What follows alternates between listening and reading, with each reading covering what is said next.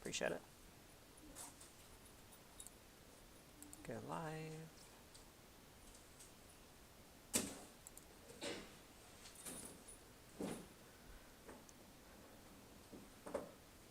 Yeah, it's just going to show. Yeah.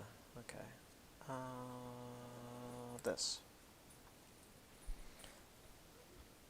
Right. Also, so for you online folks, if you haven't sent your stuff in yet, which I have gotten a lot of online papers already, please get them in as soon as you can. Just attach the document to an email. Speaking of which, there might be one right now. Let's see. Yep. Oh, that's good. Anyway, let me turn off the sound so we're not getting that the whole time. Yeah, and just attach a document. In fact, let's use that as an example because it looks like he had, yeah, attached a Word document, and I can just open that right up without any issues. So if you can do that, that'd be great. If you don't have Microsoft Word, if you can use a PDF document in some way, that'd be great too. Yeah. Any questions from you guys before we start the review? Is it not? It should be. Oh, my mistake. Also, it won't let me in Blackboard for some reason. Okay. I will. Actually, I should get it up right now so you guys can follow along. I apologize.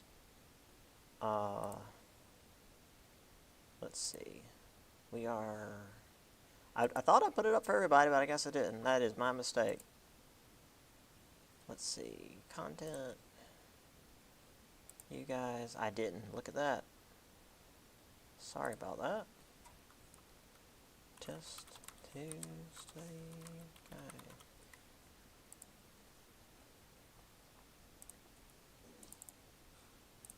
Sorry, my friends.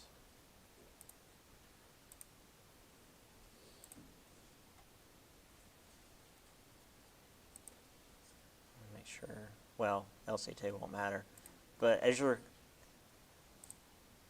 I should make sure because there's so much extra crap for everybody else. Oh, I don't have the study guide up for anybody. What did I do? All right, let me.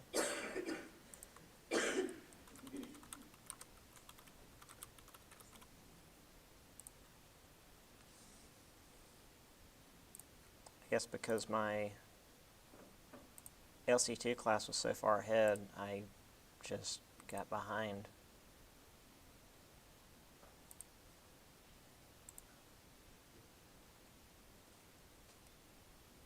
Yeah, I completely missed it.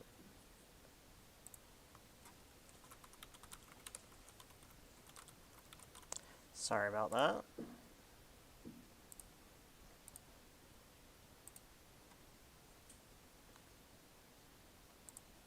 And actually, did I do a study guide for my other class? I didn't even put up. Jeez.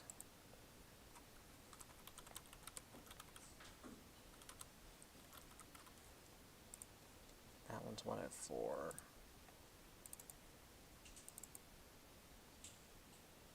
Test 2 study guide.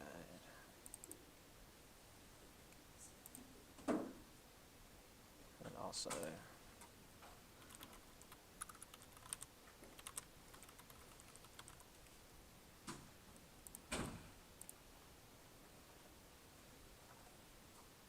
thank you.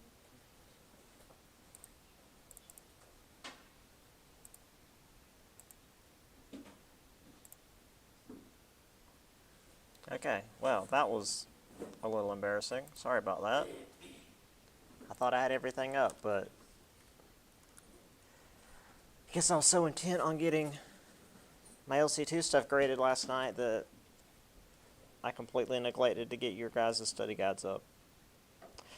All right, well, here it is. Sorry.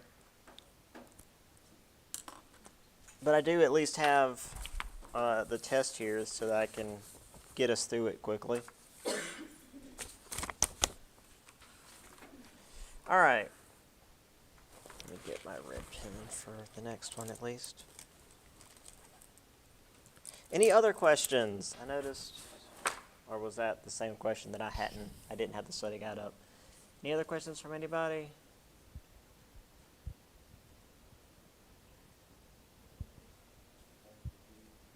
Okay, everybody good? All right, sorry about that. So on to the study guide. Next time, feel free to email me if I haven't put up what I need to put up. Sorry about that. Right, so waves of immigration.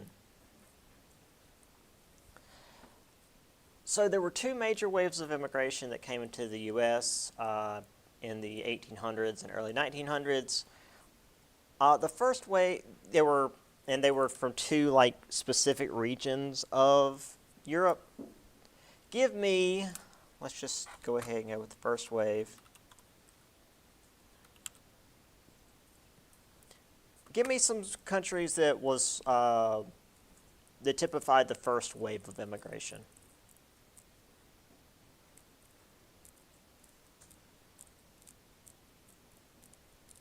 So where did early immigrants come from? Farmers from the south. No, immigration from Europe. Immigration from England, Ireland, Germany, and Scandinavia. Yeah. Northwestern Europe.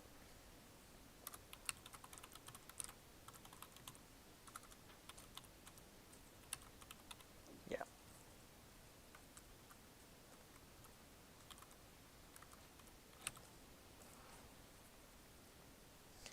And the second wave of immigration came from what countries? Austria-Hungary, Greece, Italy, and Russia.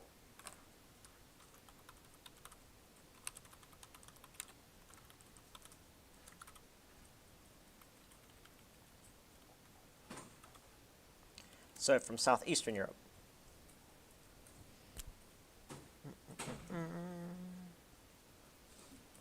Oops, that's my red pen.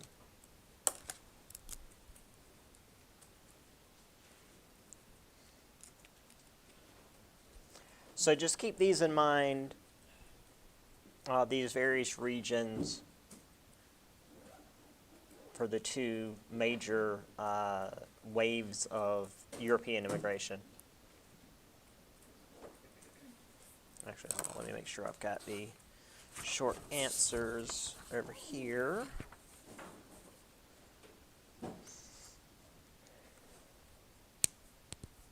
And besides the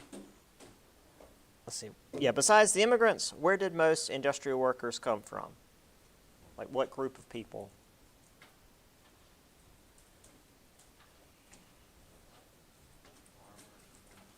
Farmers, yes.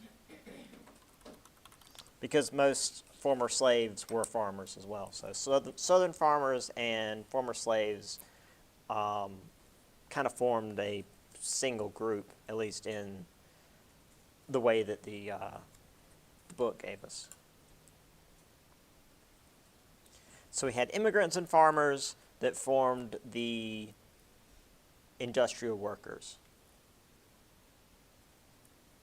Let me make sure that my sound is working. Okay.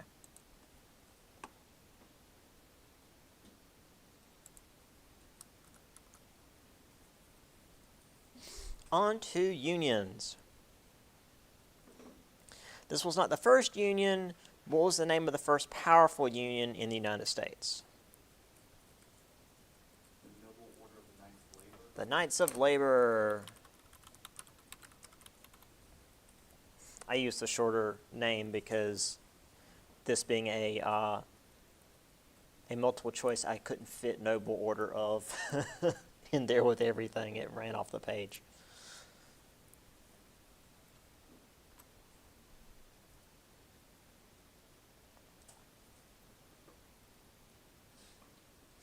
All right.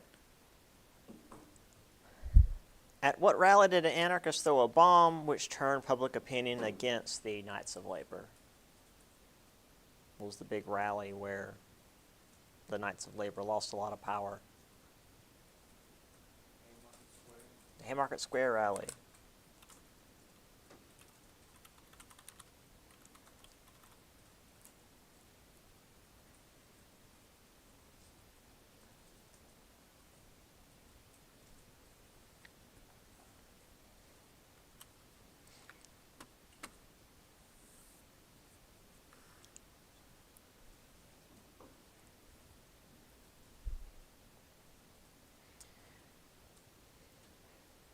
Now, following the Knights of Labor, another union came along that was more than happy to use strikes to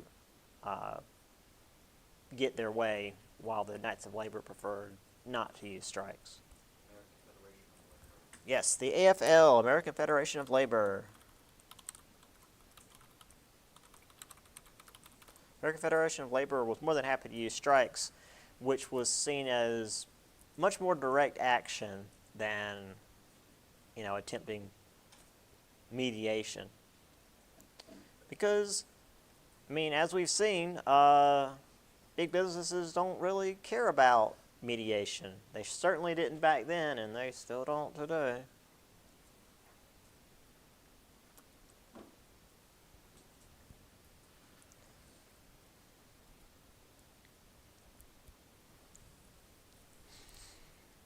Speaking of strikes,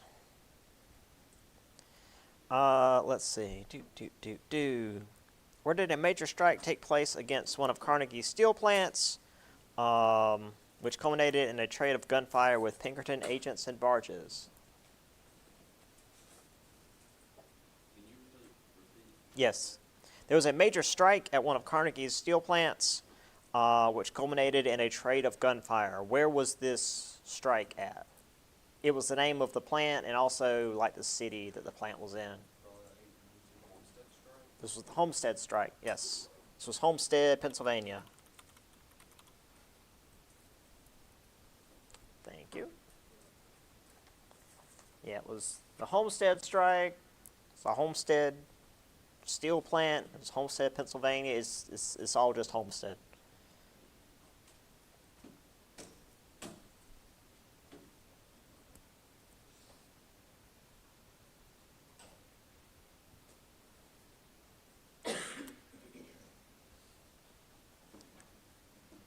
And this was, of course, where Frick got shot in the neck afterwards. Well, I guess technically the strike was still going on, but the fellow that marched in was not part of the strike. Anyway, a different strike. Who dealt with a strike after lowering wages but leaving rent the way it was and used federal troops to take care of the problem? Pullman strike? Yes, this was Pullman, George Pullman. If the O button wants to work.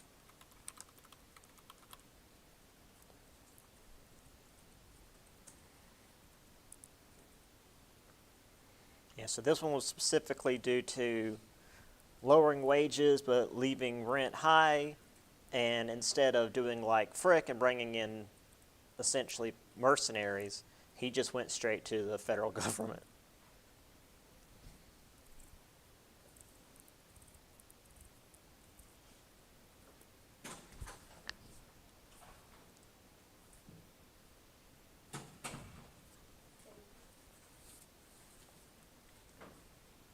All right.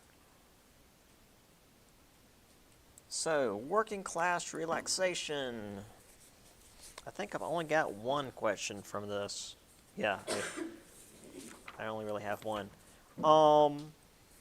Where was the world's first roller coaster built in 1884?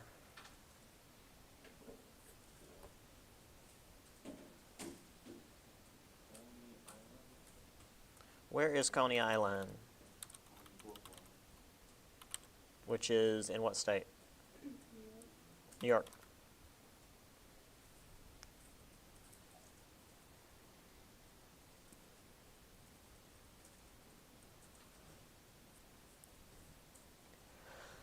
Coney Island, New York. I guess I technically have another one, but we can't go into that. All right. So let's talk about the populace. There's actually a fair bit of stuff. Is there a fair bit of stuff? There's a couple of things to talk about with the populace. Actually, no, there's not. There's only a couple of things with the populace. So, and remember I said that there was still a divide between this group and the populace, but this group's creation and failure to achieve legislation resulted in the Populist Party. So what group of it was essentially like farmer organizations that came together and attempted some political movement but failed, and then eventually it resulted in like farmers' alliances that created the Populists. What was the original movement of like organizing farmers that rolled into eventually the Populists? The Grangers? Yes, the Grangers were the original like farmer organizations. And while they aren't directly tied to the Populists, because again there was that cutoff there, I do like to draw that line, and that the Grangers came first, and they failed, and then kind of out of their ashes came the farmers' alliances, which resulted in the Populists.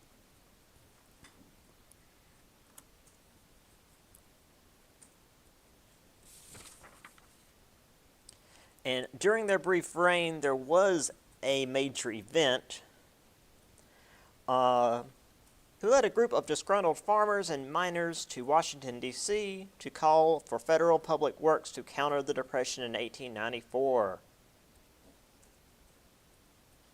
He was then arrested for trespassing. Can you repeat that one? Yes. This man led a group of farmers and miners to Washington, D.C. to call for federal public works to counter the Depression of 1894. He marched from Ohio to Washington and had about 500 guys with him by the time he got there.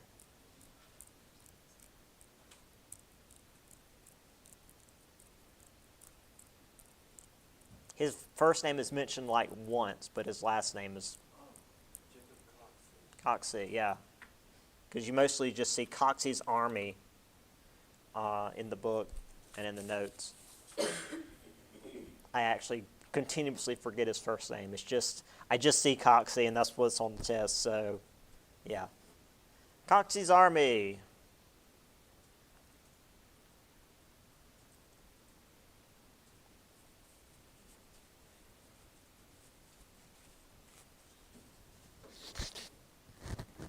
Have anything more over here?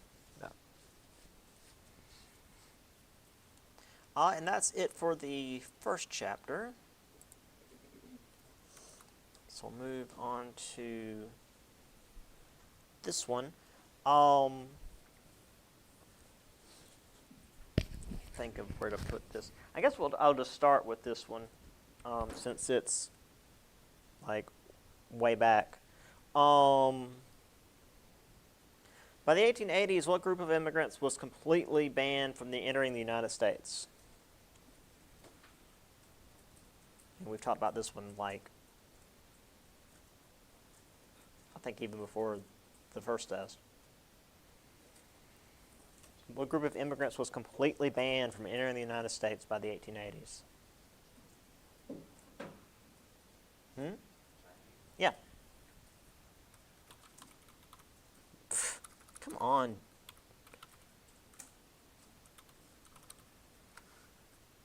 I think my keyboard's going. All right.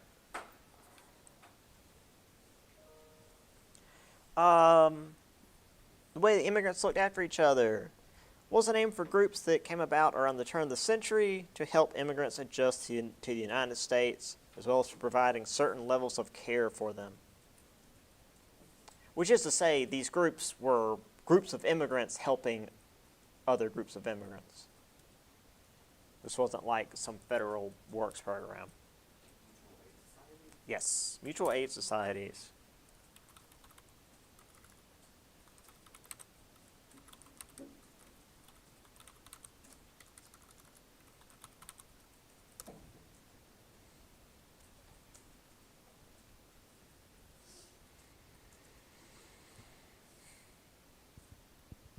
And a way they often kept in contact with each other was the newspapers. In what language were foreign language newspapers most often printed in? What was the most common language for foreign language newspapers?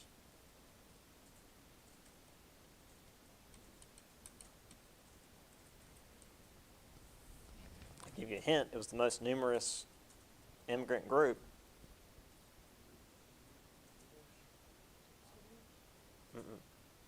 Like, I mentioned multiple times the largest group of immigrants we had. Yeah, the Germans. We had lots of Germans. We had so many German immigrants. But it's not talked about because they are basically just more white Western Europeans, so we didn't make a fuss about it. At least not until World War One. They were like, "Uh-oh, we got Germans." But even that wasn't really a big deal because they had mostly assimilated. All right.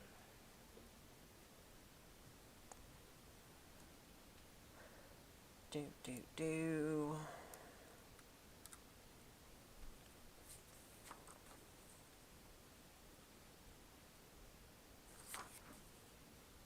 What was the name for neighborhoods segregated from the rest of a city, often consisting of a single racial, ethnic, or class group? A ghetto.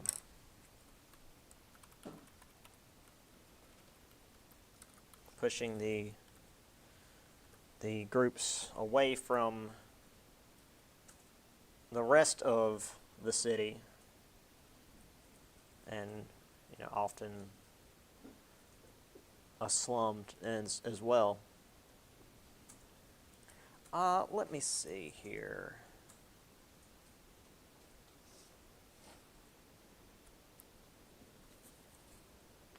Raining pretty good out there.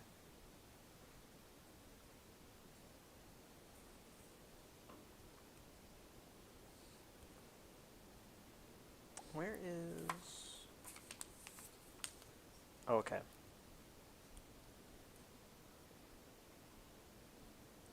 I guess the crime thing would be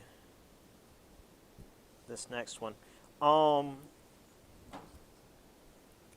Compared to the mafia, what was the name for organized Chinese crime in cities like New York and San Francisco around the turn of the century? So what was the name of organized Chinese crime syndicates? The Tongs.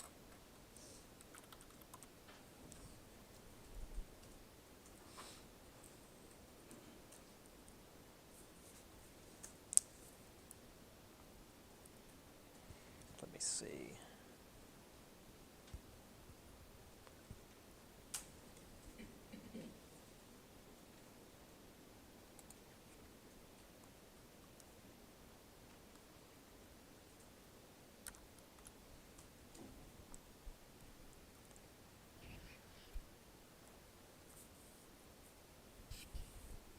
What was a reason that Eastern Europeans were seen as inferior immigrants compared to those in the past? Yes. What was a reason that Eastern Europeans were seen as inferior immigrants compared to those in the past, those from like Western Europe?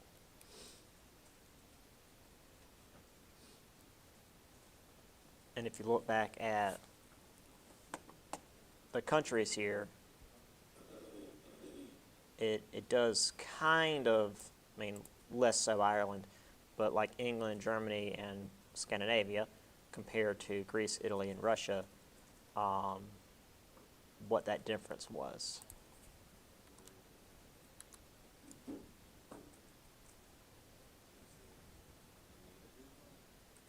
No, that's a later thing.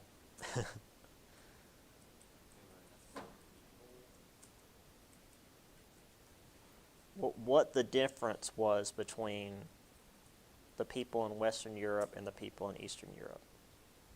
Because it certainly was that they weren't white, because people in Western Europe or Eastern Europe were very white.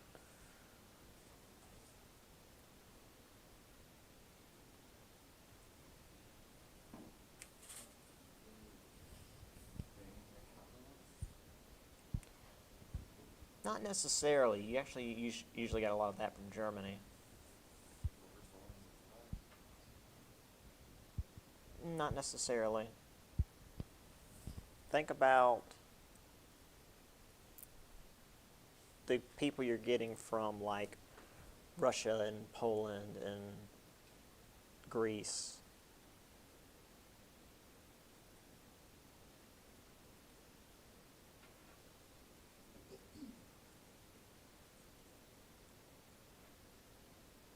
And Italy.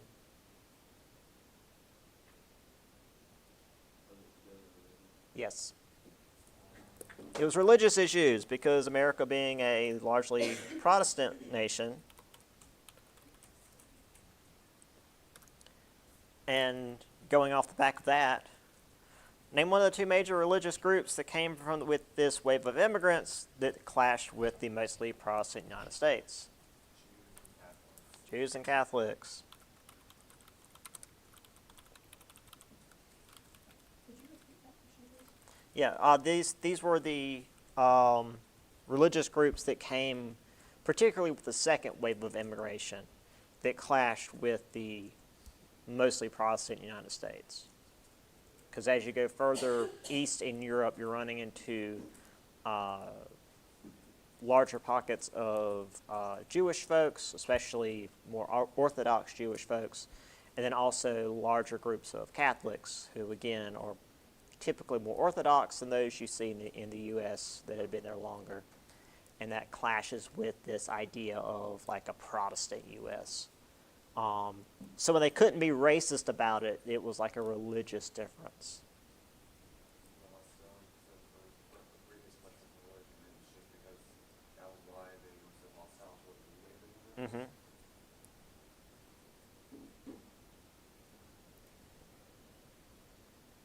Because it couldn't be because they weren't white, because they were really freaking white. But it was actually like a religious thing. I mean, it was religion / culture, but like religion was the main issue. Because if they're Catholic, they're following the Pope, and that the Pope's the Antichrist and whatever. Yeah. That old thing from like the 30 Years' War. All right. A couple more from this section before we move on. Name for the belief that foreigners pose a serious danger to one's native society and culture. That's nativism. So this was this belief. What is wrong with this thing? So this being, I mean, it's in the name, this belief that foreigners posed a danger to your native society and culture, which again, like Americans having a native society and culture is laughable. Let's see. Some other ideas. Who am I getting a text from?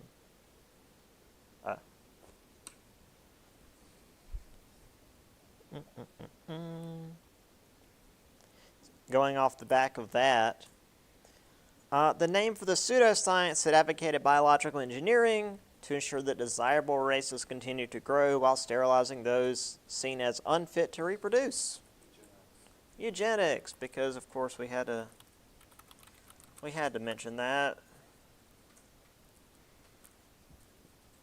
So that makes your what again? This was making sure that the desirable races grew and wanting to sterilize those seen as unfit to reproduce. This is stuff you'd see in 1930s Germany later on.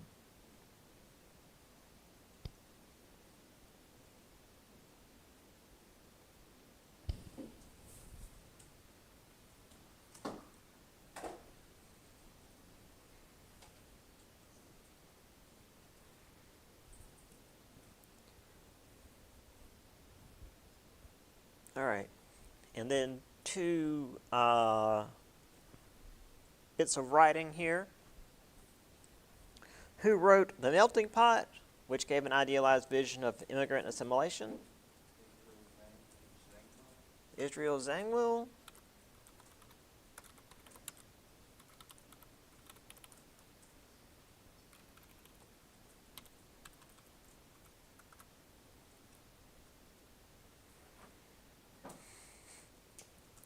So Israel Zangwill and The Melting Pot. And again, most of this is multiple choice, so you don't need to worry about spelling people's names. And who wrote The Souls of Black Folk, which described what all immigrants felt in America, neither totally of their homeland or of the new country. W.E.B. Du Bois.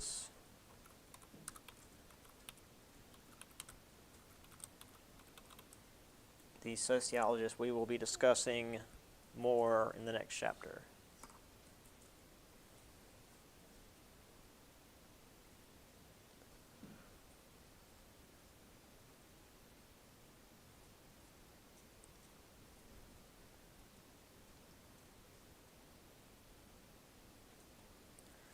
All right.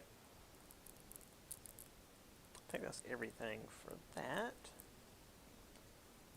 And now we can talk about the cities.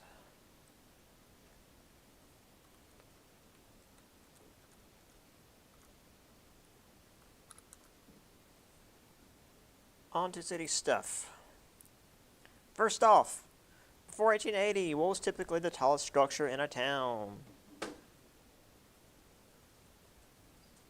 So before all this build up, what was typically the tallest thing that you'd see in a town? Was it the church? Church steeple.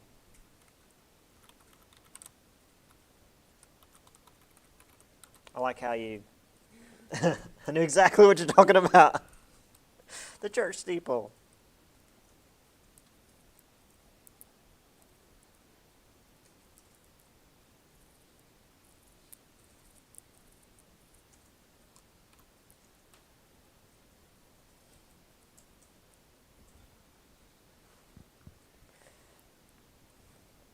What was the name of larger buildings, up to 10 stories, built using cast iron, but soon eclipsed by later steel structures? Cloud scrapers. I thought that was a neat name that we don't really use because they were, well, eclipsed almost immediately. So I wanted to use them. And, I mean, spell check doesn't even recognize it. So, cloud scrapers, they existed.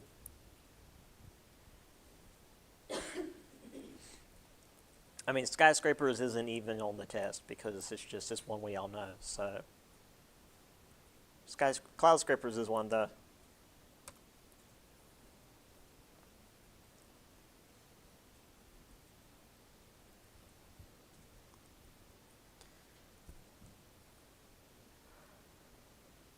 So, and now pay attention to this one. Hey, where's my? Oh, where'd my other one go? Besides structural steel and electric elevators, so that's two things, what other invention allowed for buildings to rise even higher than 30 stories? So you've got the steel and the elevators so that people can, so you can build a building that high and have people get that high. But what other invention allowed for buildings to reach higher than 30 stories? This one in particular, so that people can actually like survive that high up in cities like New York, where it gets really cold during the winter. Yes, radiators. I thought having radiators on the test would be neat. So there you go.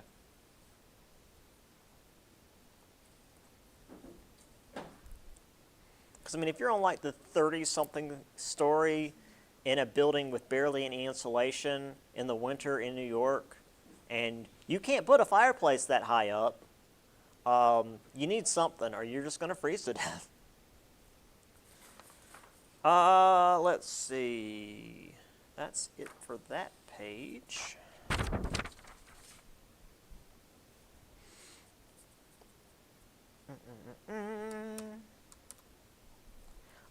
Speaking of structural steel, what major bridge helped New York expand its influence across water?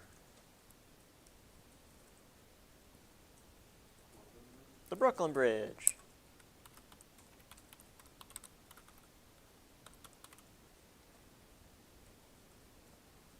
Yeah, structural steel was a big deal. Because again, lighter than cast iron and much stronger. They just needed the process of making it cheap enough to mass produce. And then they did, and then suddenly everything was going up and out and everywhere. All right. Some less good things for cities. Was the name of a dwelling legally defined as having 3 or more families and was often a staple of inner city life for immigrants? The tenements. What, you said dwelling that legally defined what? They legally defined as having 3 or more families. So small living space, lots of people. This was usually where a lot of immigrants were crammed in. So think of an apartment, but just like 12 people living in there.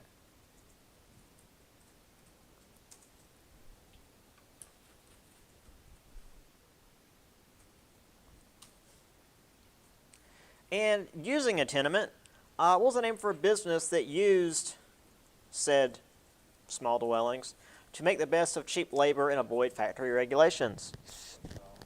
A sweatshop. You cram in some, cigar rollers or sewing machines, and bam, you got a sweatshop, and it's not technically a factory, so you don't got to worry about regulations.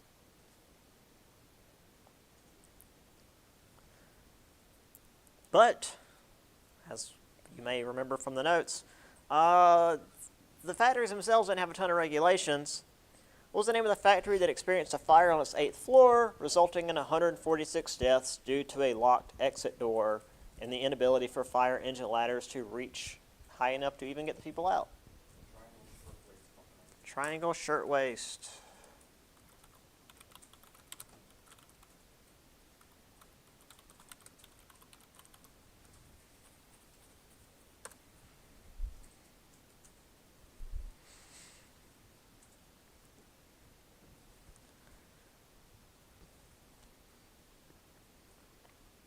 All right, just a couple more, but there was a lot on cities, so I pulled quite a few questions from this. Needless to say, disease was a major issue. What utility would massively improve conditions if cities could actually supply everybody? So what utility would help with disease spread? Which is to say, like, prevent disease spread. Running water. That's, like I said in the class when we were talking about it, like running water is the key to making a living place livable. It's a huge deal.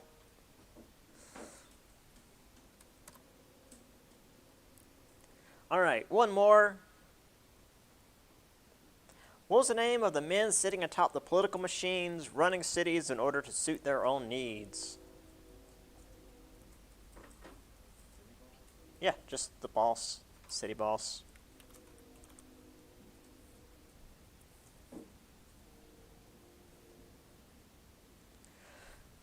I mean, I figured we had to talk about the political machines to some degree, and I was like, well, might as well talk about the guy on top, even if it's a real simple name. All right, on to the final chapter.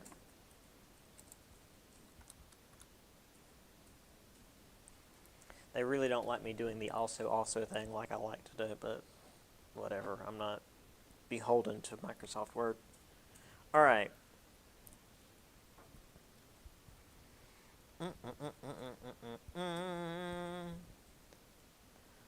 From what group did Progressive borrow most heavily when creating their goals? Group we already discussed.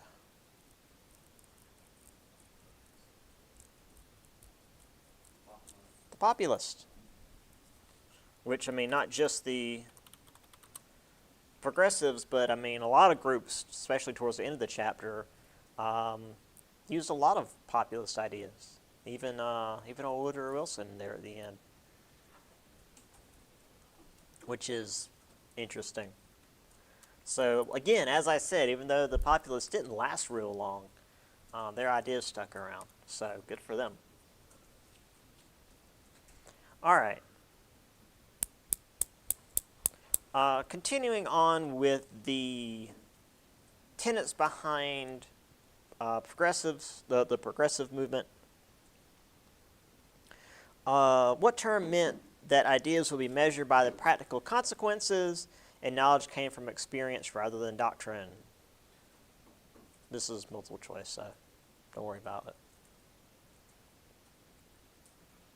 Well, what was ideas measured by practical consequence and knowledge came from experience? Almost. Yeah. This was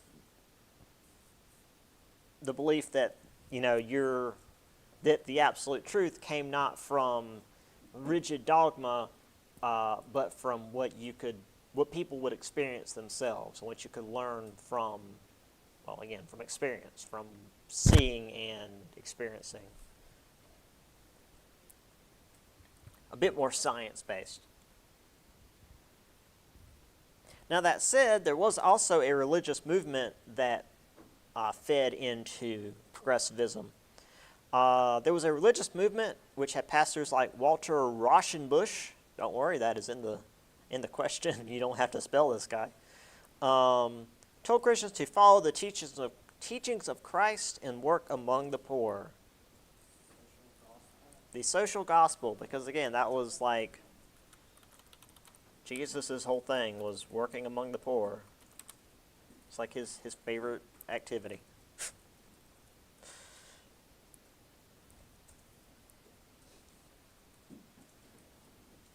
All right.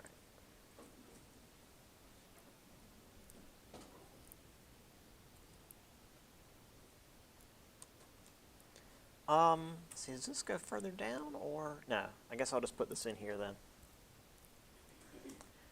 What was the name for investigative journalists at the turn of the century who often exposed government corruption and shady corporate business practices? Muckrakers.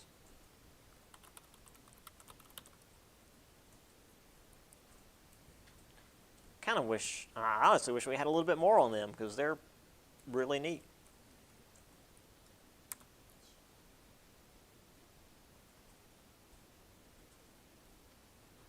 So the muckrakers exposed government and corporate business corruption. Now, as far as the regulated practices, not business practices, regulated practices, what group, originally founded in 1847, found new life during the era of progressivism and raised qualifications for those practicing medicine? It's in the name.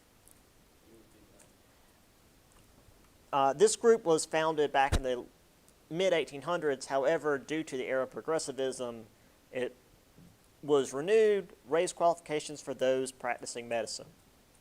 So it made it so that if you wanted to practice medicine, you had to have higher qualifications. You weren't just like also the town's butcher. American Medical Association. Yeah, American Medical Association.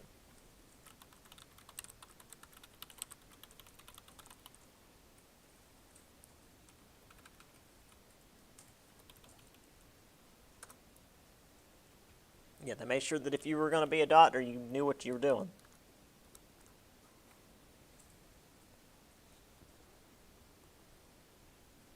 Which seems like a pretty good idea.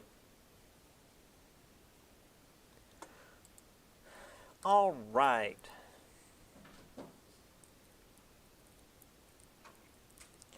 Who built the first settlement house in the United States?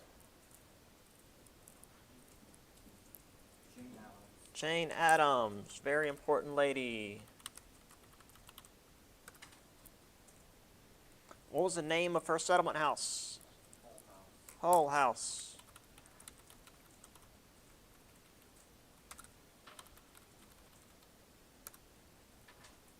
So remember the settlement house stuff.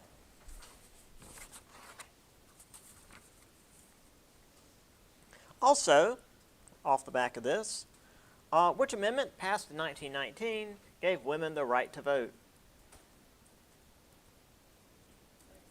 Yeah, I was going to say there's a little bit of a hint in there. And once again, this is the only amendment you guys need to worry about.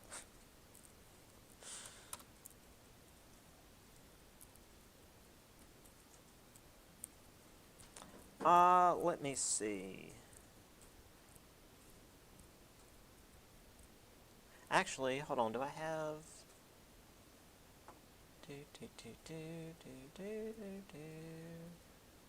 There's something in here actually.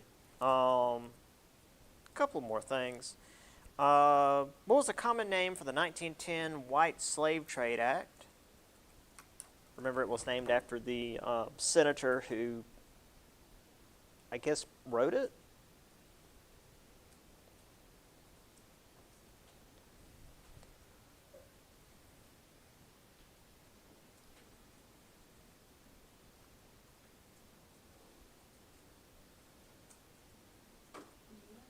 The Mann Act, yes.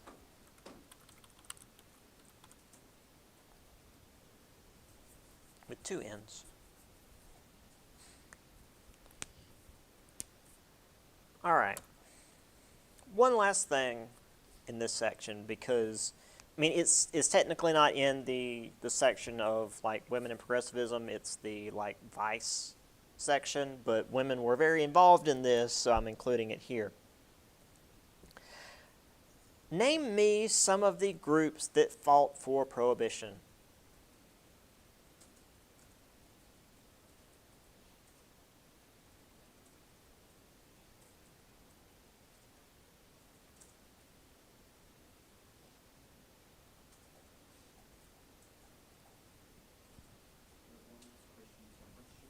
That's the one with the long name. So very good.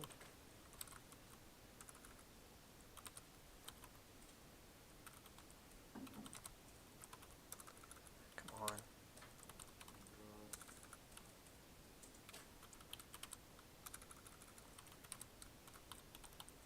WCTU. That's the fun one.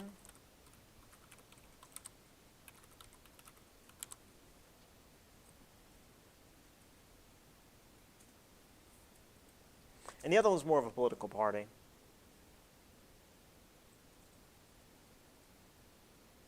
Very, very simple. Prohibition Party.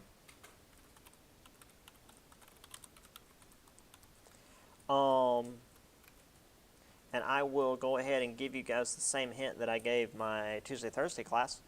Notice I've given you 3 things here, and multiple choice often has 4 options. So remember that these are 3 things that do exist, and in a multiple choice thing, there might be a 4th that doesn't. So, you know, just saying.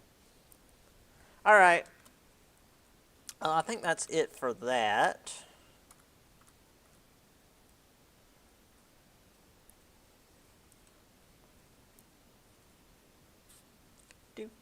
I didn't know how else to ask stuff about the prohibition, so I'm like, let's just talk about the groups. African Americans during the progressive era. There were leaders that had different views.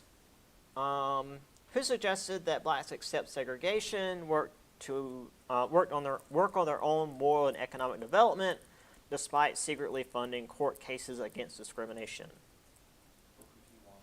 Booker T. Washington. Could you repeat that question, please? I can. One moment. This keyboard is difficult. All right, yes. So Booker T. Washington suggested that blacks accept segregation while working on their own moral and economic development, but while he was essentially like, hey, let's just not immediately change things, was also secretly funding court cases working against discrimination. So he wasn't like completely just let's accept the status quo. He was also quietly working behind the scenes to push against the status quo. So he was a complicated figure. But the issue was just outwardly he was like, we should just like let things be how they are. And he was easily the biggest name of the time, so he had a lot of pull. We have another outspoken leader who wrote for the Free Speech newspaper, investigated lynching, and had their newspaper building burned down for the trouble. Ida B. Wells. And in response, she just went to Chicago and kept doing what she was doing. So she was the investigative journalist who was mentioned back during the Muckrakers section, and just kept doing what she was doing. Finally, we had a leader that wanted immediate suffrage and also helped to form the NAACP. Another individual we've already mentioned.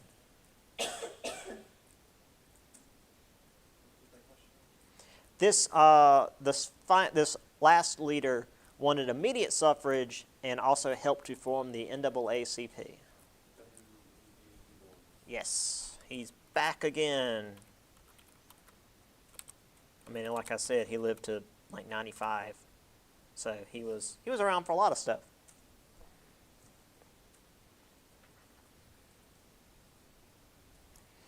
All right.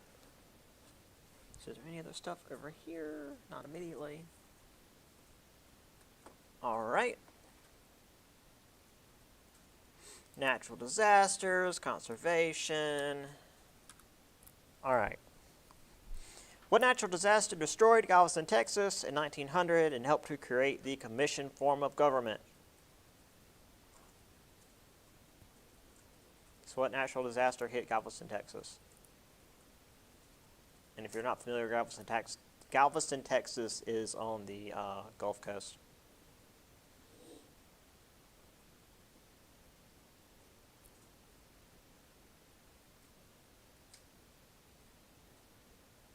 The 1900 hurricane? Yeah, the big old hurricane. I mean, if you're on the Gulf Coast at all, you're going to get hit by a hurricane.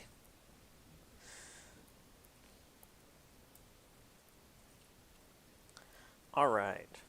Let's see. I guess y'all were very young if you were even around when Katrina came through, so I guess you're not as familiar with the fact that, like, being anywhere near the Gulf Coast just means hurricane. Likewise, what natural disaster wrecked San Francisco in 1906, which caused a major legal battle over creating a nearby dam and reservoir? Earthquake, because again, it's California, so it's going to be an earthquake.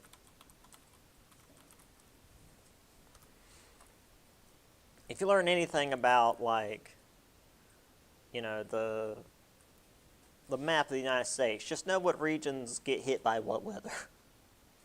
We're in the southeast, we get hit by hurricanes. And, like, really bad thunderstorms. Okay. Speaking of that earthquake, what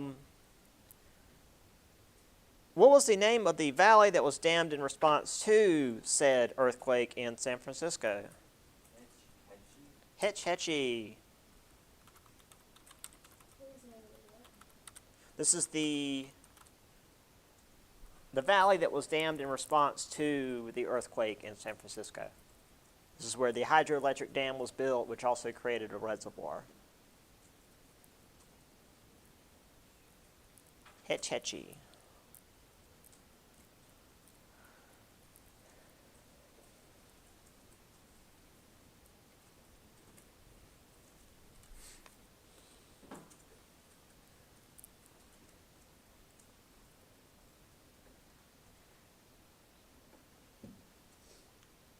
And everything else is Teddy Roosevelt. Well, most everything else is Teddy Roosevelt. All right. What was the name of the group led by Theodore Roosevelt in Cuba during the Spanish-American War? Rough Riders. If you were here for that video, Hopefully you'll remember that much at least. What nickname did Theodore Roosevelt earn due to his strong anti-monopoly stance?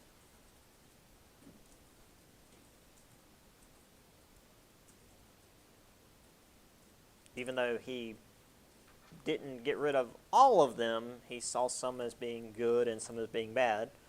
But he still earned this nickname because he went after them unlike any president before. Trust Buster. The Trust Buster. Because remember, trusts were essentially monopolies in all but name.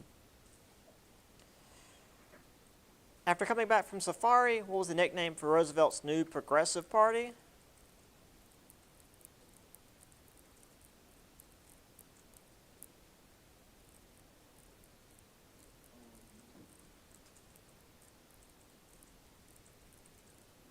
Bull Moose Party. Yeah, because he felt as fit as a bull moose despite being shot on the chest because the man just didn't care.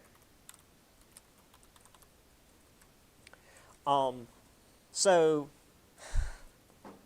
looking through the test, I totally skipped Taft. Taft isn't on the test. We ignore Taft. Who was the Democratic president in 1912 who actually did a pretty good job of continuing Roosevelt's progressive agenda? We just pretend Taft didn't exist. Woodrow Wilson. Woodrow Wilson. Can you repeat that one, please? Yes. So after Taft, who we ignore, who was the Democratic president in 1912 who actually did a pretty decent job of continuing Roosevelt's progressive agenda? And that would be Woodrow Wilson. Despite being a Democrat in 1912 who would have been conservative and was against the progressive agenda, but ended up actually passing a number of progressive policies because back then parties sort of got along. So yeah. And the entire back page is extra credit, so just FYI. Again, apologies for completely dropping the ball on getting this up on Blackboard. But it's on Blackboard now, so hopefully you guys wrote all this down and can get it, can look it over the weekend. You've at least got the whole weekend to look it over. And prepare for Monday. Again, if you didn't get your papers in, or if you got your paper now, you can turn it in on the way out.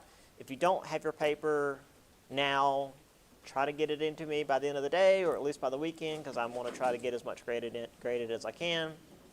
If you're going to email it to me, please attach it as a file. Don't send me a Google Docs link, because sometimes that doesn't work. Other than that, I'll see you guys next week. That's all I got.